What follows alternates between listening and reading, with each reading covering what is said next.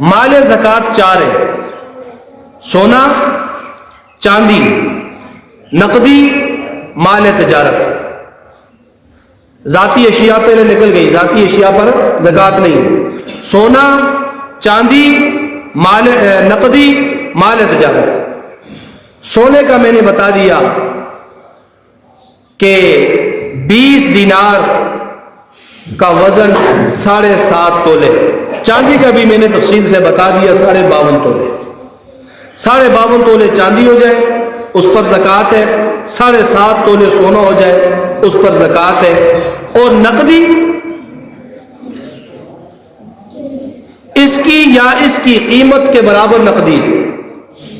52.5 تولے چاندی کے برابر آپ کے پاس نقدی موجود ہے تو پھر یہ نقدی بھی نصاب میں شامل ہوگی، یہ نصاب ہوگا، اس پر زکوٰۃ ہے۔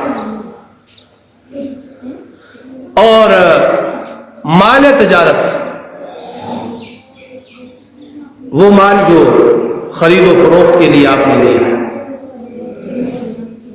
وہ چاہے جتنا بھی ہو، وہ 52 تولے چاندی کی مالیت کو پہنچتا ہے۔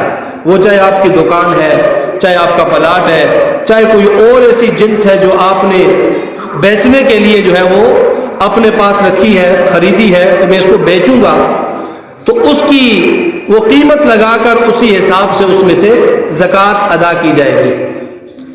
ایک مسئلہ اور درمیان میں کہ اگر کسی کے پاس چاندی ہے لیکن اتنی نہیں ہے کہ وہ اس پر زکوٰۃ واجب ہوتی ہے، سونا ہے لیکن اتنا نہیں جس پر زکوٰۃ واجب ہوتی ہے، نقدی ہے لیکن اتنی نہیں جس پر مال زکوٰۃ واجب ہو، تو اس میں مسئلہ یہ ہے کہ پھر ان ساری چیزوں کو جمع کیا جائے۔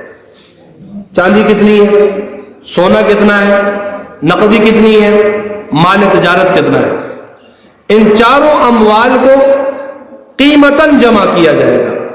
اس سب کی قیمت کتنی بنتی ہے؟ اگر ان کی قیمت ملا لیں نصاب کو پہنچتی ہے، 52.5 تولے چاندی کی مالیت کو پہنچتی ہے، تو ان سارے نصابوں کو ملایا جائے گا۔